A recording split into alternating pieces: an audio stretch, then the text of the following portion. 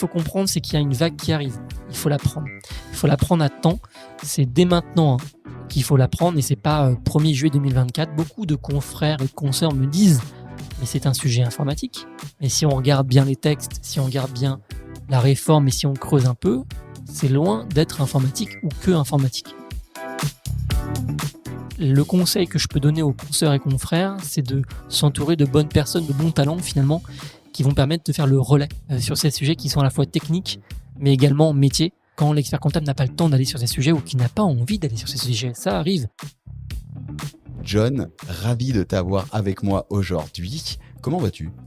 Écoute, super bien, merci de l'invitation. C'est vrai que j'avais attendu longtemps pour que tu m'invites. C'est vrai qu'on a mis du temps avant d'arriver à choper une bonne date, mais là c'est cool qu'on ait réussi à faire ça maintenant et je suis vraiment ravi de t'avoir aujourd'hui, sachant que je me souviens encore du premier jour où on a échangé ensemble et on venait d'être papa pour la première fois et on était un petit peu fatigué. On parlait déjà d'expertise comptable et d'innovation. C'était dans une belle fête à Paris, c'était aux UE, il me semble, lorsqu'on faisait une conférence sur tout ça. Et on avait pris la parole ensemble, c'est vrai, ce jour-là. Exactement, et on verra au fil de nos échanges que même si on n'est papa, on peut faire de belles choses. On peut aussi faire de belles choses, on peut être entrepreneur, expert comptable et faire plein de trucs. Donc voilà les sujets du jour, ravi de t'avoir aujourd'hui au micro. Bah écoute, je te laisse te présenter pour en savoir un peu plus sur qui tu es. Super. Alors, John Lévy, expert comptable, diplômé depuis maintenant, je pense 2-3 ans, quelque chose comme ça. La particularité dans mon profil, c'est que j'ai commencé à être entrepreneur avant d'avoir le diplôme.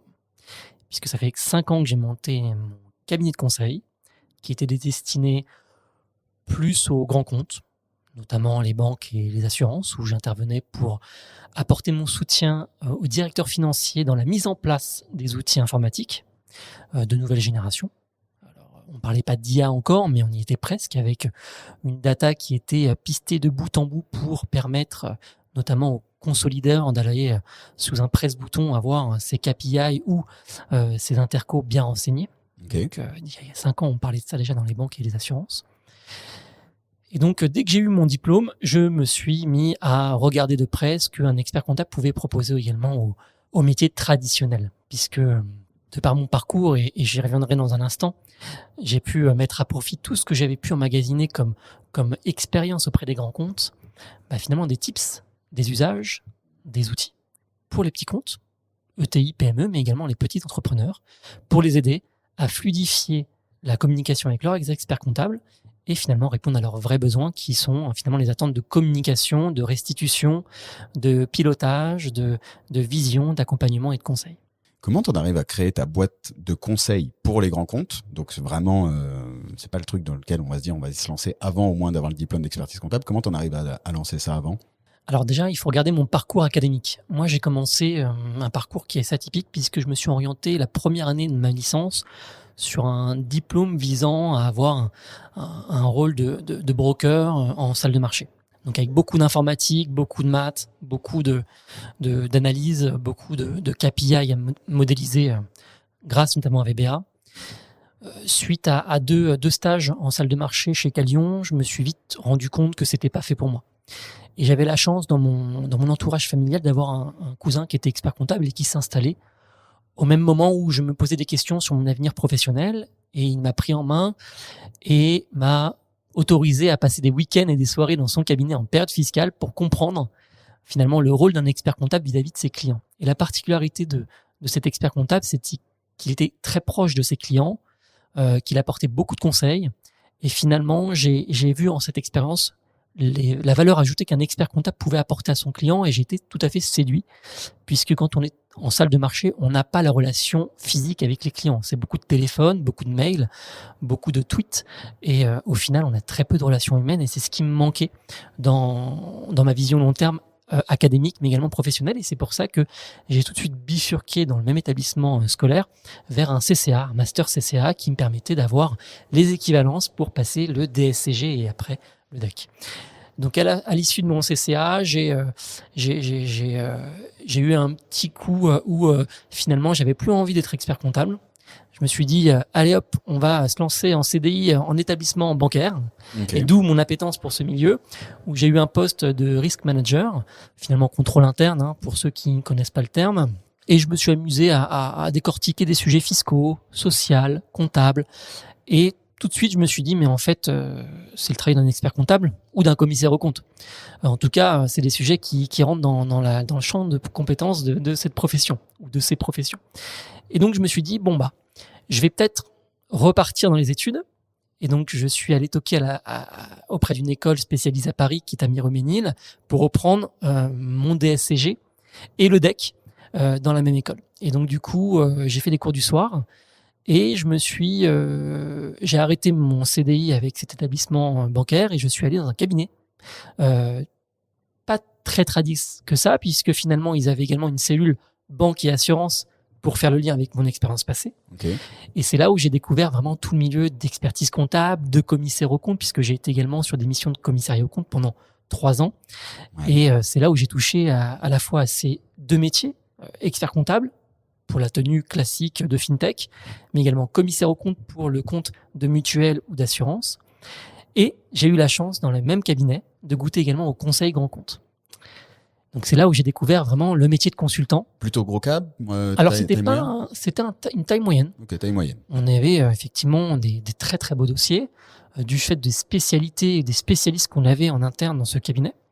Et donc du coup, ça m'a permis d'apprendre très vite, de par les senior managers qui étaient sur le terrain, qui m'ont aidé à découvrir ce milieu que je ne maîtrisais pas et qui m'ont permis d'ouvrir quelques portes en tant que consultant pour le compte de cet établissement, de ce cabinet. Donc suite à cette expérience, j'ai eu mon DSCG, les heures de stage qui vaut bien pour avoir le DEC, et je me suis dit finalement il serait peut-être temps pour moi d'aller voler de mes propres ailes, mais la particularité c'est qu'il me manquait quelques heures, et pour la petite histoire, j'ai rejoint un ancien professeur à moi pour finir les quelques heures de stage de DEC et finalement d'obtenir le diplôme DEC au sein de son établissement, à son cabinet. Donc finalement j'avais un parcours atypique, et même au sein de son cabinet à lui, j'avais un profil atypique, puisque j'étais intrapreneur finalement, puisque je proposais à chaque fois de nouvelles idées, de nouvelles missions pour pouvoir aussi me nourrir moi-même d'expériences que je souhaitais acquérir et faire bénéficier au cabinet d'une compétence que je pouvais acquérir au fil de l'eau. Donc tu as mis un pied dans la banque, juste que j'arrive à bien comprendre, tu mets un pied dans la banque avant. Exactement. Parce que c'est ton parcours, donc tu as ce langage grand compte, tu identifies comment ça fonctionne, tu vois les besoins. Et à ce moment-là, tu te dis non, je vais faire expert comptable, je vais monter quand même une boîte de conseil pour les grands comptes parce que j'ai compris comment ça marche et ce qu'on va pouvoir leur apporter d'un point de vue digital, techno et autres services. Et en parallèle, tu poursuis le cursus de l'expertise pour aller le faire à vos plus grands nombres. Exactement. Et surtout parce qu'il faut comprendre que le fait d'avoir moi, j'étais pas convaincu au départ, mais j'ai très vite vu que c'était indispensable si on voulait percer dans le milieu du conseil grand compte et même au niveau des PME. C'est ce visa qui s'appelle le diplôme du DEC, cette casquette d'expert comptable, ce titre que nous avons et qu'on a la chance d'avoir, qui permet d'avoir un label et de pouvoir rassurer les clients. Grâce à ce label, aujourd'hui, je navigue en direct avec de très gros établissements bancaires, des membres de COMEX, de très gros établissements qui font appel à mes services pour les aider. Sans ce diplôme, je n'aurais pas pu atteindre ces gens-là et je n'aurais pas pu être écouté. Finalement, c'est la légitimité que je suis allé chercher grâce à ce diplôme, avant de pratiquer l'expertise classique, l'expertise comptable classique, puisque depuis quelques années maintenant, depuis que j'ai le diplôme, j'ai ouvert un pôle expertise comptable traditionnelle. Ok, quand même, pour avoir du récurrent, voilà, il faut se le dire. Ouais. Mais surtout avec l'ambition de transformer le rôle qu'ont les experts comptables aujourd'hui quotidiennement avec leurs clients, gagner en proximité avec les clients grâce au numérique. Ça, c'est important. Aujourd'hui, on a des fabuleux outils. On va pas les citer aujourd'hui, mais vous pourrez aller les voir au congrès, aux yeux, bref, dans toutes ces grandes campagnes marketing ou de rassemblement de la profession, pour vous aider, vous, experts comptables, à fluidifier la communication avec vos clients. Parce qu'au final, ce que les clients nous reprochent, c'est de très peu communiquer. Quand on travaille avec des grands comptes, on fait plus de communication que de travaux finalement techniques. Et ça, c'est important. On fait beaucoup de PowerPoint, beaucoup de restit, beaucoup de sensibilisation, beaucoup de présentation. En fait, quand tu bosses avec les grands comptes, et ça c'est super intéressant, quand tu bosses avec les grands comptes, c'est un job de consultant. Exactement. Quand tu bosses en cabinet d'expertise comptable, aujourd'hui c'est un job de production comptable, production de comptes annuels, établissement de différentes déclarations obligatoires. C'est en rien ou pas encore assez un rôle de consultant. Demain, Dans le mot consultant, il y a le mot conseil, hein, ça Ouais. vient de la même racine. Et finalement, effectivement, l'expert comptable va se positionner de conseiller. En fait, il va rester conseiller. Il va avoir moins de production à faire, tant mieux pour la plupart d'entre nous. Et il va finalement être beaucoup plus proche de son client et faire beaucoup plus de restitution à son client. Qu'est-ce que du coup, donc toi, tu as vraiment cette casquette de consultant à la base et tu as monté le cabinet. Qu'est-ce qu'on pourrait donner comme action ou comme conseil de justement comment on met cette casquette de consultant quand on est expert comptable production à la base? Ça m'intéresse grave ça. Déjà, c'est quelque chose qu'on oublie beaucoup quand on fait de la compta traditionnelle, ces fameux rapports de fin de mission. C'est important de dire ce qu'on a fait au client, quand est-ce qu'on l'a fait et pourquoi on l'a fait. Et c'est ce document de fin de mission qui est important. Outre le fait d'avoir une plaquette commerciale ou une plaquette des comptes annuels que tous les experts comptables délivrent, Oui. moi, ce que je délivre aussi aux clients, c'est une restitution. Voici ce qu'on a fait pour vous. Voici le calendrier des prochaines échéances qui va arriver. Voici ce que vous allez pouvoir faire. Quels sont les conseils qu'on peut vous apporter pour piloter au mieux votre activité sur N+1, d'accord, suite à une photographie qu'on a de l'année en cours. Et c'est ces sujets-là qu'on a du mal à communiquer aujourd'hui aux clients. On n'a pas de livrables, on a trop peu de livrables aujourd'hui qu'on utilise au cabinet pour prouver au client qu'on a travaillé sur son dossier. Ouais, que c'est pas un simple clic-bouton en fonction des factures qu'il a mis dans X ou Y, OCR ou outil, quoi. Ouais. Moi, à chaque prospect, j'ai la même question. Oui, monsieur, mais c'est un presse-bouton, la compta. Ouais. Mais parce qu'ils ont une méconnaissance de nos métiers. La faute à personne, hein. Je pense qu'on est tous responsables.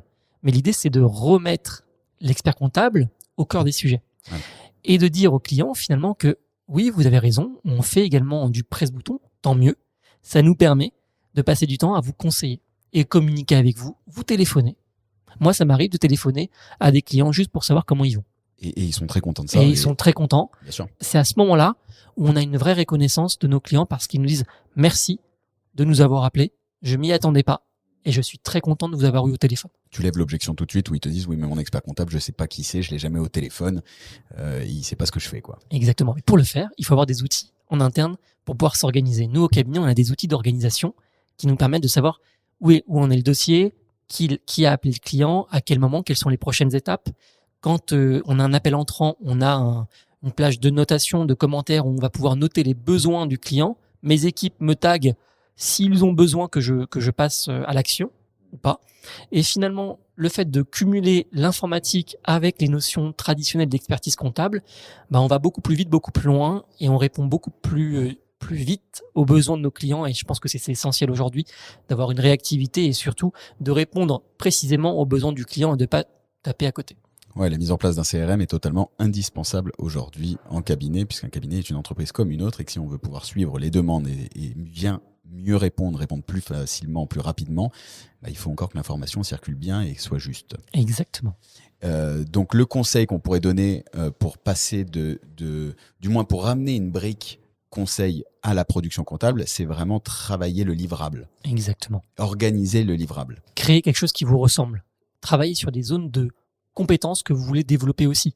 Moi, ça a été l'informatique et tous les outils qui peuvent aider les entrepreneurs à performer ou aller beaucoup plus vite dans leur prise de décision.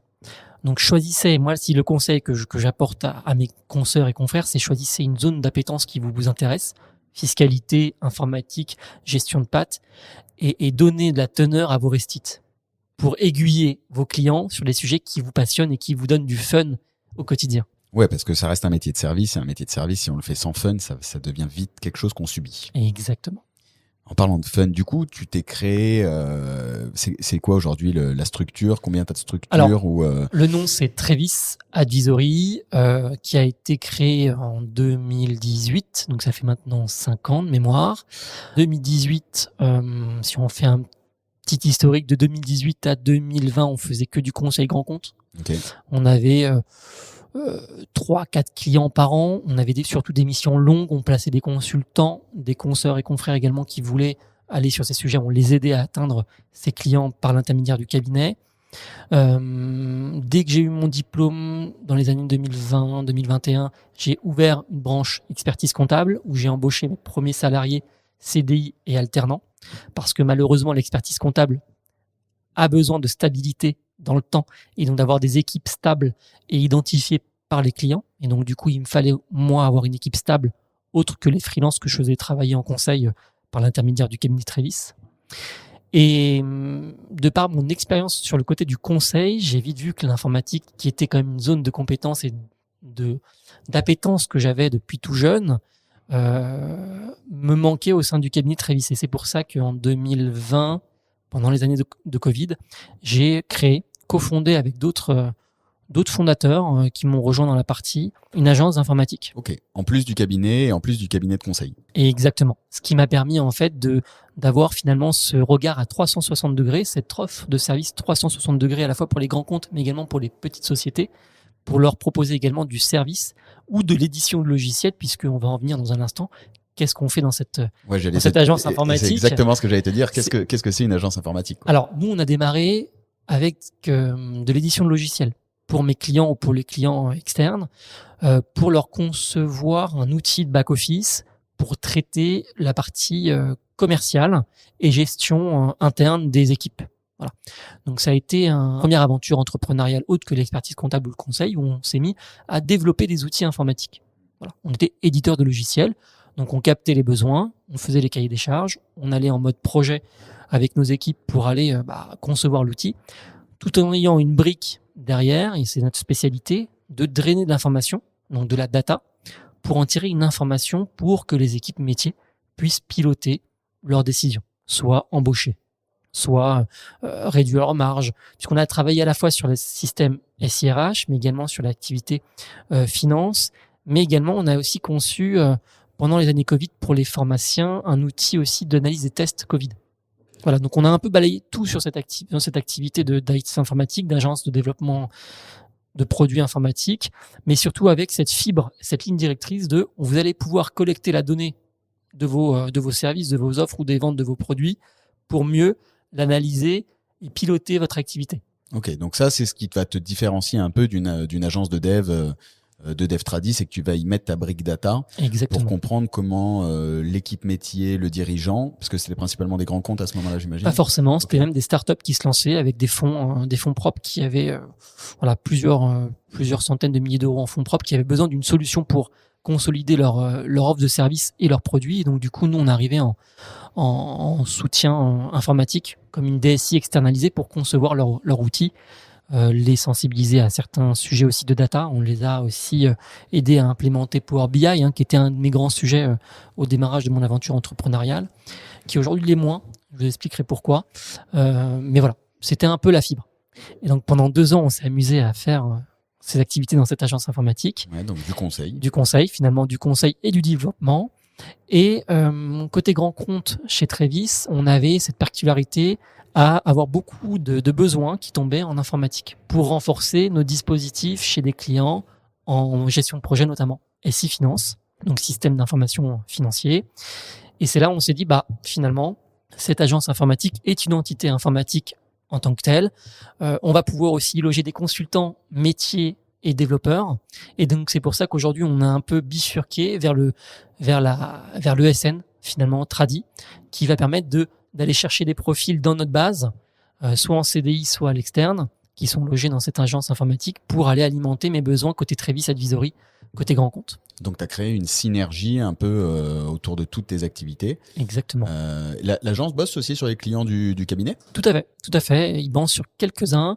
Et l'agence informatique, on a aussi fait naître également un organisme de formation en plus, parce que nos clients nous demandaient à chaque fois mais comment finalement utiliser l'outil et surtout comment être sensibilisé à ces nouveaux sujets comme Python, Power BI, comment on va pouvoir utiliser du machine learning. Bref, finalement, effectivement, et tu l'as très bien dit, je suis en train de monter un écosystème autour de moi de sociétés qui m'appartiennent ou que je cofonde avec d'autres personnes qui ont des besoins similaires aux miens pour mieux finalement répondre aux besoins de mon client et les fidéliser. Parce qu'aujourd'hui, le vrai sujet des experts comptables, c'est de les fidéliser. Que vous travaillez sur des petits comptes ou des grands comptes. Oui. Idem pour les équipes d'ailleurs. C'est le gros sujet. Et finalement, moi, ce que j'ai vu, et c'est ça qui est assez fun aussi dans notre aventure, c'est que nos équipes peuvent naviguer d'une entité à l'autre. Et ouais, tu vois, c'était la question justement. C'est que là, tu leur offres l'opportunité de passer de l'expertise au conseil, du conseil à l'informatique. Exactement. Et tout ça, en fait, tu as créé un groupe, quoi. Tu es en Oui, train de je suis créer en train de créer un petit groupe groupe, sympa. mais dans l'expertise comptable, c'est ça qui est intéressant aussi dans ce témoignage, hein, c'est que tu crées un groupe dans l'expertise comptable où en fait l'expertise comptable, Et le prétexte. ouais, vraiment le prétexte, c'est pas ce qui représente aujourd'hui ton cœur business, quoi. Tout à fait, tout à fait. Par contre, j'en ai besoin pour séduire mes clients, leur dire que je suis légitime pour adosser tous ces rôles. Mm. Et derrière aussi, ça me permet aussi de récupérer aussi des talents, parce que le fait d'être expert comptable, d'avoir une profession réglementée, structurée, ça permet à des talents, notamment ceux qui veulent passer le deck, dans une structure atypique comme la mienne, dans un groupe atypique comme le mien, va permettre finalement à ces talents de venir me voir, taper à ma porte. Aujourd'hui, je refuse beaucoup de CV parce que les places sont chères, je ne veux pas grossir trop vite. Là, par exemple, on a décidé de recruter qu'une seule personne sur 2023, donc ce qui fait très peu, mais on le fait exprès parce qu'on ne veut pas aller trop vite et on refuse beaucoup de dossiers clients aussi parce qu'on n'a pas les ressources internes. Voilà. En quoi, selon toi, le métier d'expert comptable est légitime sur toute cette partie informatique? Alors, je vous invite à lire mon mémoire de DEC, où effectivement, mon mémoire, finalement, ça a été finalement la place et le rôle de l'expert comptable dans ce chantier informatique qu'ont nos clients, grands comptes ou petits comptes. Pourquoi? Parce que finalement, l'expert comptable, il est garant de l'information. Aujourd'hui, on va tendre, et on le voit avec le RSE, on le voit avec les données extra-financières, on le voit avec la facture électronique qui va arriver. L'expert comptable, finalement, va tenir une place de garant de l'information au sein de l'entreprise. Donc, qui dit garant de l'information au sein de l'entreprise, dit garant également des projets informatiques qui vont s'y développer. Et pour moi, dans mon mémoire, en conclusion, je disais que finalement, l'expert comptable a toutes les compétences pour le faire. Il comprend le business du client, il comprend les enjeux réglementaires, il comprend également le cheminement de la donnée. Et donc, finalement, il va pouvoir tenir une casquette on peut appeler ça comme un product owner ou un chef de projet pour finalement 80% des projets des clients. Charge à lui de se former à ces sujets de gestion de projet. On va appeler des certifications externes pour renforcer les rôles de ces experts comptables qui voudraient aller sur ces sujets. Par exemple, moi, j'ai passé la certif Scrum Master, qui est un certificat qui permet en fait de faire de la gestion de projet agile, de rentrer et de comprendre finalement les us et coutumes de ces gestions de projet qui sont atypiques. Et donc finalement, c'est pour ça que l'expert comptable n'aura pas de mal à aller sur ces sujets. S'il s'y intéresse, et d'ailleurs on en voit de plus en plus à s'y intéresser, pour autant il faut qu'il soit organisé, qu'il ait une équipe solide derrière pour pouvoir l'aider à atteindre ses objectifs, puisqu'une gestion de projet, on sait que ça fonctionne le jour où on met en go live le produit. Avant, c'est un peu lunaire et on ne sait pas où est-ce qu'on va. Et donc attention aussi, parce que l'expert comptable n'a pas l'habitude d'aller sur ces sujets, c'est pas la même dynamique. On n'a pas des points mensuels comme des déclarations de TVA à faire. C'est vraiment très atypique comme mission. Donc formez-vous, c'est important, et vivez une première expérience avec quelqu'un qui va vous embarquer dans l'aventure. N'y allez pas seul, parce que c'est compliqué d'y aller seul. Et voilà ce que je peux dire comme conseil à ces gens qui veulent, ces confrères et consoeurs qui veulent aller sur ces sujets. Tu aurais quoi comme formation qu'on pourrait partager ou ressources LinkedIn, enfin pas ressources LinkedIn, ressources YouTube, blog, juste pour vraiment commencer à apprendre l'appétence, parce que je viens vraiment de comprendre en fait la légitimité. Ouais.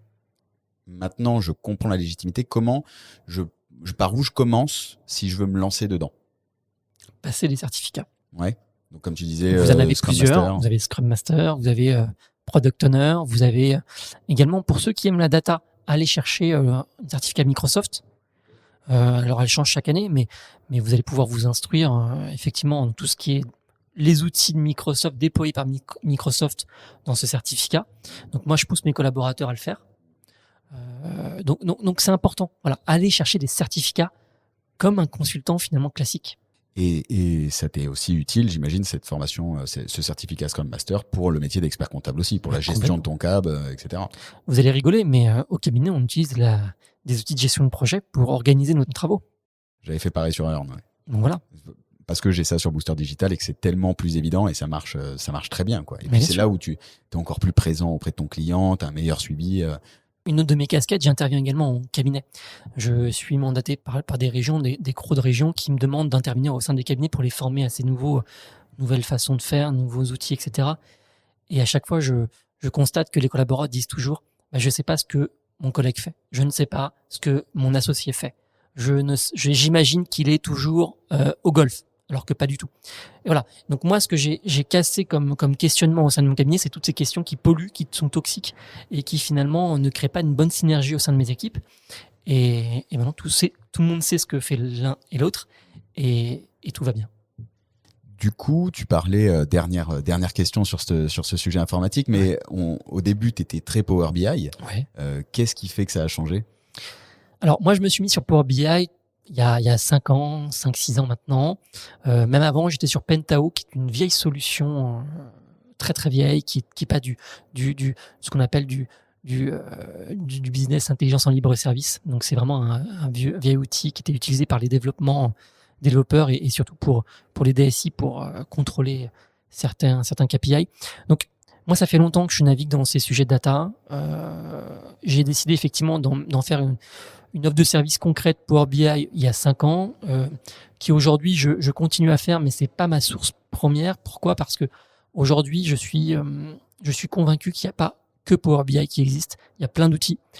Chaque outil a sa particularité, ses différences tarifaires, organisationnelles, robustesse. Moi, ce que je me concentre comme façon de faire, c'est la méthodologie qu'on va y consacrer à la méthode qu'on va déployer chez les clients. Notamment la mise en place qu'on appelle un data lake, une sorte de boîte noire où on va y mettre toutes les données financières, extra-financières du client. Charge après au client de choisir la solution de Restit, ce qu'on appelle la business intelligence. Et donc moi, l'intelligence que je donne, sans faire de jeu de mots, à ces projets de BI, c'est la structuration et les méthodes que j'ai pu, moi, poser sur papier, que j'applique chez mes clients. Voilà. Ça permet en fait d'avoir une solution de Restit interchangeable. D'accord, en fait, c'est que c'est là, en fonction des projets et de ce que tu as vu, tu vas choisir la bonne solution. Exactement, mais par contre, le socle, on va dire, en amont, de traitement de la donnée est toujours la même. On a toujours le même protocole, on a toujours les mêmes hébergeurs parfois, on a toujours la même stratégie d'entonnoir. On va apurer, on va traiter la donnée, on va faire nos calculs sur ce qu'on appelle un dataware et ensuite faire de la Restit dans les outils de Restit qu'on connaît. Bon, je pense que niveau informatique, numérique, digital, je vois qu'on est sur une très bonne maîtrise. On passe au sujet brûlant. Allez. Sujet hautement d'actualité, facture électronique. Qu'est-ce que tu peux nous dire à ce sujet et comment ça va impacter et nos clients et l'organisation des cabinets ? La facture électronique, c'est un vaste sujet qui va commencer pour nous et qui a déjà commencé pour nous il y a quelques mois dans la partie réflexion. Ce que je peux dire, c'est qu'on va drastiquement changer notre façon de faire. Alors pas tout de suite. On a encore 3-4 ans pour venir voir la vague. Ah ouais, toi tu penses qu'il y a encore 3-4 ans ? Oui, parce qu'aux derniers échanges avec l'administration fiscale, par exemple, l'alimentation de la CA3 en automatique, de la CA12 va se faire pas tout de suite. On aura un jeu de Restit BI en fait dès 2024, dès juillet 2024, mais on n'aura pas cette préalimentation tout de suite. Donc, les équipes traditionnelles auront quand même encore des choses à faire. Pour autant, tout le paradoxe, toute la partie récupération des flux de nos clients va drastiquement changer dès le 1er juillet 2024, puisque même les petits clients vont être obligés de se doter d'un outil, ou pas, mais je leur conseille fortement d'aller chercher un outil pour aller récupérer les fameuses factures qui nous viennent de l'extérieur. Parce que vous savez que on va pas y revenir, vous avez déjà eu pas mal de webinaires sur le sujet, vous avez eu le congrès qui va en parler ou qui en a déjà parlé, vous allez avoir des plénières qui vont encore en parler, vous avez vos éditeurs qui vous challenge et qui vous vendent des solutions parce qu'il faut en parler. Donc moi je vais arrêter d'en parler et je vais faire des choses. Et l'idée c'est que moi aujourd'hui, depuis janvier, même un peu avant maintenant, je forme les confrères et les consoeurs à ces dispositifs, à cette réforme. Et je passe à l'action avec eux puisque je les aide à aller sur des sujets pour leurs clients en la matière. Soit en choisissant le meilleur dispositif pour leurs clients, soit en par exemple, même développant un outil pour eux, pour répondre à leurs problématiques. Alors là, on est plutôt sur la partie grand compte, où je développe également, alors j'accompagne des grands comptes à développer en interne pas une PDP, mais on va appeler ça une OD pour ceux qui connaissent un peu les définitions. Et aujourd'hui, alors, on va quand même rester sur la partie sensibilisation de la profession. Ce qu'il faut comprendre, c'est qu'il y a une vague qui arrive. Il faut la prendre. Il faut la prendre à temps. C'est dès maintenant qu'il faut la prendre et c'est pas 1er juillet 2024. Beaucoup de confrères et de consoeurs me disent, mais c'est un sujet informatique. Mais si on regarde bien les textes, si on regarde bien la réforme et si on creuse un peu, c'est loin d'être informatique ou que informatique. Oui, bien évidemment, on parle de numérisation des flux. Il n'y a pas de problème, on comprend que c'est l'informatique qui va s'y coller. Mais pour autant, l'informatique a besoin du métier pour s'assurer que les dispositifs seront bien calibrés dès qu'on va devoir appuyer sur le bouton Go. Ouais, et puis ça recoupe à ce que tu disais tout à l'heure, il y a une totale légitimité de l'expert comptable à être sur ces sujets informatiques quand même. Donc c'est pas simplement de dire oui, mais c'est l'informatique, c'est pas moi. Exactement, et moi au quotidien, mais on va y revenir tout à l'heure, pour vous dire ce que je fais moi concrètement sur le terrain, sur la facture électronique, on a besoin du métier, de l'expertise d'un métier à la fois fiscal, mais également comptable, pour pouvoir s'assurer que les développements qui sont faits par l'éditeur ou les branchements qui sont faits par l'éditeur sont bien branchés au bon endroit. Parce que cette réforme, elle est fiscale, elle est aussi comptable et aussi informatique, mais elle est avant tout fiscale. Et donc, du coup, on doit, qui mieux placé côté cabinet qu'un expert comptable pour endosser ce rôle de garant de ce dispositif chez les clients. Et d'ailleurs, selon toi, c'est qui doit s'en occuper au cabinet, qui doit se saisir de ce sujet? Parce que l'expert comptable, il peut te dire oui, mais j'ai pas le temps, je suis sur les dossiers. Qui, selon toi, est la bonne personne au cabinet? Il n'y a pas de bonne ou mauvaise personne. Je pense qu'il faut déjà identifier au sein de ces équipes qui a de l'appétence pour de l'informatique, puisqu'il faut avoir une fibre informatique pour aller sur ces sujets, et aussi un niveau d'expertise tel qu'il va pouvoir aussi faire des observations, des recommandations auprès de l'éditeur pour ajuster les branchements ou les développements sur la partie fiscalité. Donc, un expert comptable, oui, il a tous les atouts pour le faire. Un collaborateur bien calibré, il a également les atouts pour le faire. Donc, nous, par exemple, au cabinet, on commence à former nos équipes et à les envoyer en mission chez nos clients sur le sujet. Alors qu'ils ne sont pas encore diplômés DEC, ils sont juste en cours de diplôme de passage des épreuves du DEC. Donc, ils ne sont pas encore diplômés, pourtant on leur a donné un savoir-faire pour aller sur ces sujets. Ok, tu as déjà créé la mission, puisque tu te le fais beaucoup pour toi, tu as déjà créé la mission digitalisation, on l'appelle comme on veut, mise en place de la facture électronique, organisation de la fonction finance, etc. quoi. Et tout à l'heure, tu m'as dit, et ça m'a plu, un expert comptable, finalement, il n'a pas beaucoup de temps, il fait déjà beaucoup de choses, mais surtout, il est chef d'entreprise et on l'oublie beaucoup. Et en tant que chef d'entreprise, quand on conseille un client, on lui dit de savoir bien s'entourer. Pourtant, on a du mal, nous, à le faire au cabinet. Alors moi, j'ai décidé de bien m'entourer et de prendre des profils parfois atypiques, qui ne sont pas du tout compta ou avec une fibre finance, mais que je forme au fur et à mesure des missions et des années.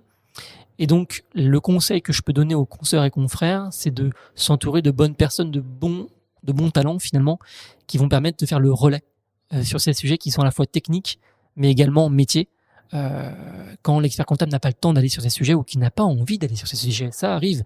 Pour autant, nos clients vont en avoir besoin. S'ils en ont besoin, il faut bien répondre à ce besoin avec des offres de services calibrées. Quitte à aller chercher des profils qui ne sont pas dans le cursus tradi, des CG, des SCG, CCA, des SCG, etc. Moi, au cabinet, j'ai 2 profils informatiques. Ok. Vous êtes combien aujourd'hui au cabinet? Au cabinet, on est une petite équipe. On est 5. Enfin, je dis 5 parce qu'on est en train de finaliser un recrutement. Mais on est une petite équipe. Ouais. Mais même sur une petite équipe, tu n'as pas pris alternant des CG, des SCG et on a sujet classique, quoi. Voilà, exactement. Moi, j'ai des talents qui viennent de partout, qui ont une fibre de partout. J'ai même des talents que je suis allé chercher chez des clients en banque assurance qui reprennent grâce à moi le stage du DEC. J'en suis très fier.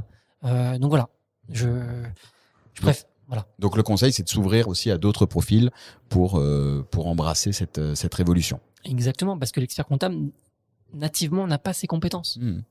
Oui, donc il doit s'entourer. Voilà. Et donc dans la facture électronique, aujourd'hui, j'interviens auprès des consoeurs et confrères pour les aider à comprendre les sujets liés à cette réforme, mais également à comprendre les besoins, les futurs besoins de leurs clients, parce que même leurs clients, parfois, ils ne savent même pas que la réforme arrive. Bien sûr. Et donc, c'est aussi à moi de leur dire à ces consoeurs et confrères, attention, c'est à vous d'aller de l'avant pour les sensibiliser et aussi leur proposer des missions complémentaires à votre mission principale de tenue des comptes. Et donc, il y a aussi de business qui rentre dans la partie. Et je pense que c'est important aussi de voir l'expert comptable comme un businessman qui va aussi proposer et innover dans ses offres de services, qui va proposer au gré des règlements, des réglementations, des normes qui font finalement de notre richesse économique. Donc ça, c'est ma première casquette. Et ma deuxième casquette, où là, je prends vraiment du plaisir, c'est la construction de solutions pour le compte d'établissements bancaires notamment sur la partie facturation électronique. Aujourd'hui, j'ai endossé le rôle depuis maintenant presque 6 mois du garant du projet facturation électronique dans un des groupes bancaires français. Voilà, on va pas le citer, il fait partie du top 3 et je suis la personne qui va permettre de garantir que le projet est bien calibré dans toutes ces entités du groupe. Il y en a beaucoup. Et vas-y, ça ressemble à quoi Ça ressemble à quoi? Ça ressemble finalement à une casquette de consultant / expert comptable, on m'adresse des questions qu'un expert comptable doit répondre, notamment sur la partie fiscalité, sur la partie comptabilisation des flux bancaires atypiques, puisqu'on n'est pas sur du PCG pour ceux qui connaissent ces termes, on est sur d'un plan comptable bancaire qui est complètement différent, qui a des usages, des règles différentes du monde commercial qu'on a l'habitude d'avoir en cabinet traditionnel. Et donc du coup, de ce fait que j'ai pu passer par la case banque, assurance pendant quelques années avec cette appétence pour le monde bancaire, de bien comprendre les flux, les données, les règlements, les livrables en termes de bilan, parce qu'un bilan bancaire n'est pas le même qu'un bilan d'une société qui vendrait du service, plus couplé à ma fibre informatique, plus couplé à mes compétences pour la facture électronique, on est allé me chercher pour endosser ce rôle de garant.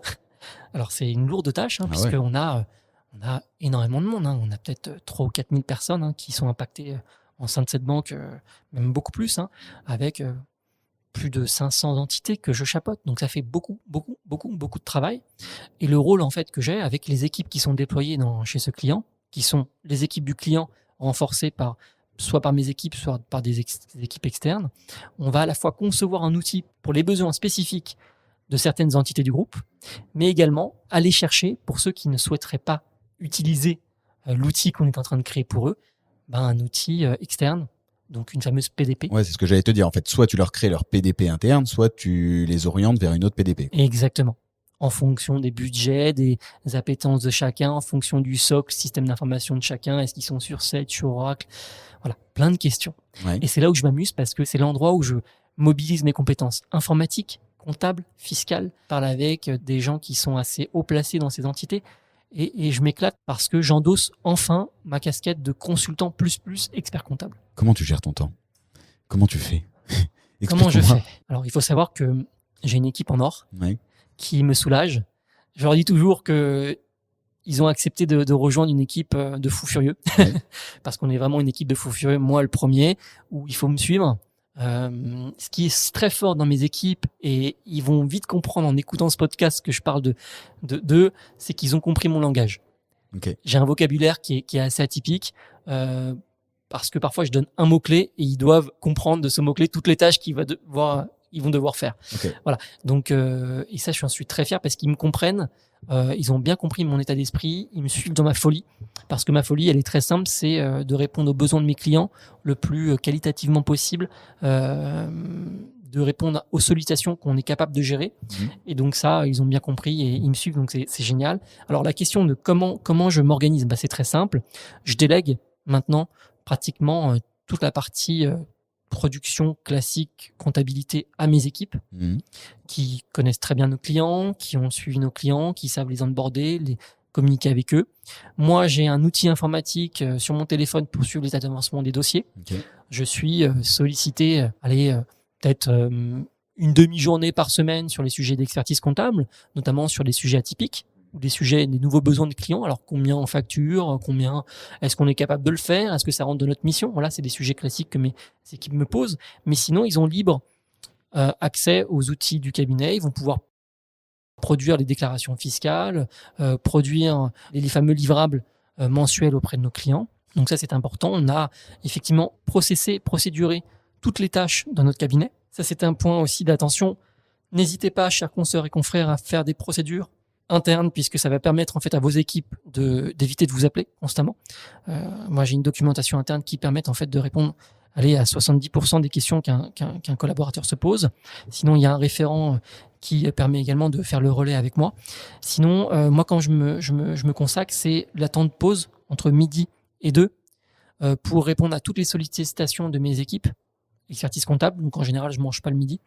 Voilà. Sachant qu'on tourne cet épisode entre midi et 2. C'est ça. Donc du coup, ils m'ont pas entre midi et 2, mais c'est pas grave. On est en période de vacances, donc ça va pour eux.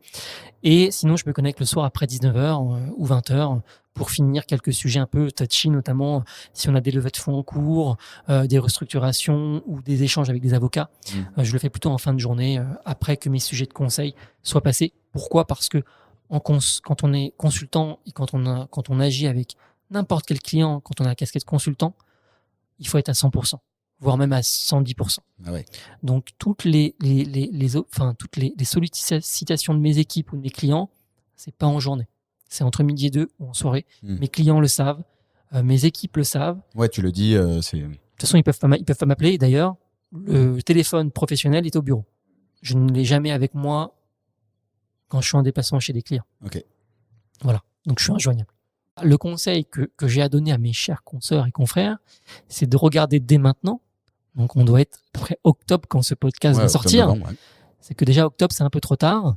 Donc appelez tout de suite votre éditeur de logiciel pour voir s'il a déjà un outil à vous proposer. Peut-être que c'est juste une évolution de l'outil de production que vous avez. Et ça, c'est tant mieux pour vous.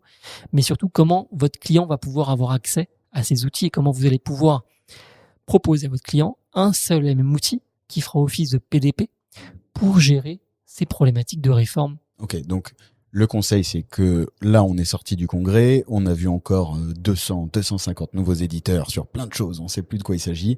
Là, on est au pied du mur, mine de rien, parce que la facture électronique arrive. Le conseil, c'est octobre-novembre, on sait quel est l'outil, comment il va fonctionner en étant dans la place du client, cette fois, et comment on communique dès maintenant avec lui pour lui dire, voilà ce qu'on te met à disposition, voilà comment ça marche, voilà pourquoi tu dois t'onboarder, et voilà le plan d'action que je vais mettre avec toi pour que tu puisses le prendre en main, histoire que arrive le 30 juin, on soit pas sous l'eau complet, pris par surprise et épuisé, parce qu'on sait que la période fiscale, en temps normal déjà, est souvent une période un petit peu fatigante, et qu'arrivé au 30 juin, normalement ça tire un petit peu. En tout cas, j'espère que ça tirera plus bientôt, mais je pense que l'an prochain, il y a moyen que ça tire un peu. Et au moins, ça aura permis d'anticiper. Donc vraiment, octobre-novembre, là, de se dire l'outil, comment il fonctionne pour le client et comment le client va pouvoir le prendre en main pour pas être surpris au 30 juin. Quoi. Avec la particularité, et là vous allez me détester en m'écoutant, c'est qu'on ne saura pas qui est PDP avant janvier et c'est ce que j'allais te dire. 2024. Donc ça veut dire quoi ? Ça veut dire qu'il va falloir faire un pari sur qui vous allez compter. Ok. Beaucoup de consoeurs et confrères me disent je vais aller chez les fintech ou les account tech parce que ils sont dans l'air du temps, ils ont de la donnée, parce qu'ils ont déjà pris le sujet ils sont nés avec ce sujet presque. Effectivement, ils sont nés avec le sujet, etc. Si vous avez décidé de faire ça, allez-y. D'autres consoeurs et confrères me disent oui, mais les fintech ou les account tech ne sont pas forcément très sérieux, ils vont pas jusqu'à l'alias fiscal sur mes particularités, et auquel cas, tournez-vous vers des acteurs historiques. Ça sera peut-être un peu plus cher, peut-être plus robuste, et encore, puisqu'on aura tous la même norme. Pour autant, prenez une décision. Ouais, c'est là où tu reviens à l'entrepreneuriat et qu'il faut prendre une décision, il faut prendre son risque. Exactement, prenez votre risque. Il y aura toujours une façon de sortir de votre relation commerciale, mais prenez une décision, allez challenger l'éditeur, allez lui demander de faire des tests, des jeux de tests avec vos solutions de production. Il faut aussi comprendre que, alors pour certains cabinets et certains acteurs, on va avoir une phase de pilote, ce qu'on appelle une phase de pilote grandeur nature avec l'administration fiscale qui va démarrer en janvier prochain. Le cabinet, on s'est proposé à être embarqué dans ce dispositif de test grandeur nature pour la DGFIP, et donc on est embarqué avec un éditeur de la place qui va nous permettre également d'utiliser notre base client pour tester en grandeur nature avant le go live de juillet, finalement toute cette réforme, tous les sujets liés aux flux informatisés qui vont être envoyés et comment on va réceptionner la donnée, notamment avec ces fameux cycles de vie, sans rentrer dans le détail, pour voir où en est la facture et comment on va pouvoir la traiter en comptabilité de façon automatique. Donc, pour ceux et celles qui sont en avance, ils sont déjà portés candidats à la phase de test grandeur nature qui va démarrer à partir de janvier prochain. Pour ceux qui sont un peu en retard, c'est pas trop grave, même s'il y a un peu une urgence, c'est déjà de prendre votre téléphone et d'appeler votre éditeur, voir s'ils ont une solution de façon apaisée avec vos outils de prod pour aller automatiser des flux avec une PDP qui serait partenaire de leur solution. Et pour ceux qui ont encore en tête d'aller faire appel à la PPF, qui est la solution gratuite de l'État, je vous le déconseille parce que vous allez avoir des des problématiques de confort au quotidien. Vous n'allez pas pouvoir utiliser tous les services qu'une PDP va pouvoir offrir. Vous n'allez pas pouvoir avoir des notions d'archivage sur tous les flux que vous souhaitez déployer, parce qu'on a également des flux parfois qui sont non soumis à TVA, parce qu'il y a certains cabinets qui font également de la formation professionnelle, qui ont demandé une exonération sur ces opérations de formation. Donc tout ça, ça ne rentre pas dans la réforme, et donc du coup, la PPF ne pourra pas embarquer ces flux-là, alors qu'une PDP pourra le faire.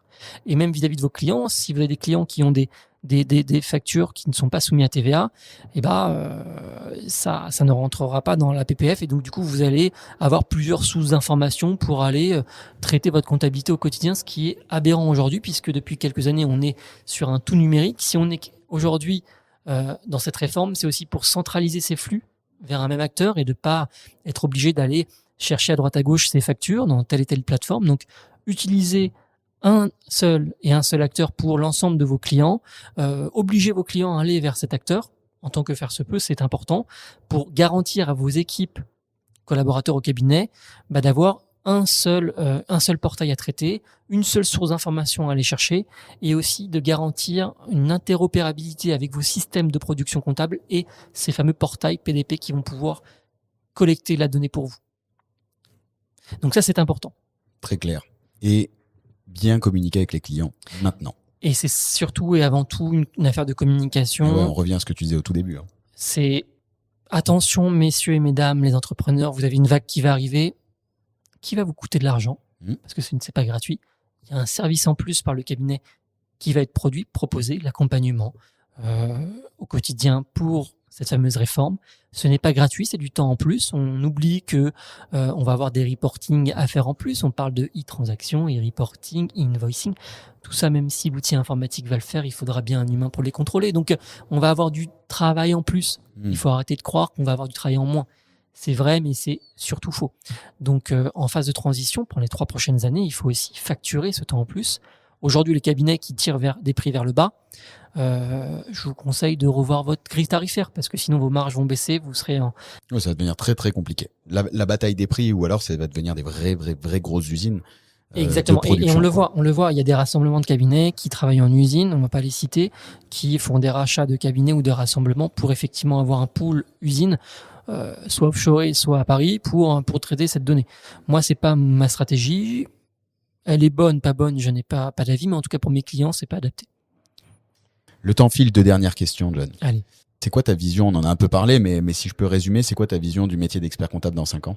Ma vision du métier d'expert comptable dans 5 ans, c'est simple. Prenez un billet, allez en Italie. En Italie, ils ont déjà mis en place la facture électronique, et on voit bien que les Italiens, eux, ce qu'ils aiment, c'est le patrimoine, c'est la fiscalité. Et ça veut dire qu'aujourd'hui en France, on peut aussi anticiper ces changements et finalement endosser ce rôle de conseiller sur des zones d'appétence qui nous intéressent. Moi, ça va être l'informatique et la fiscalité. D'autres vont être plutôt attirés vers la gestion de patrimoine, les levées de fonds, la stratégie d'entreprise. Donc aujourd'hui, il faut vous porter une réflexion, chers consoeurs et confrères, sur qu'est-ce que vous voulez faire dans 5 ans, comme ce qu'on pose finalement à nos clients quand ils sont en phase de création, dans leur business plan. Et l'idée, c'est d'aller tendre vers ces sujets. Si c'est la gestion de patrimoine qui vous intéresse, outillez-vous.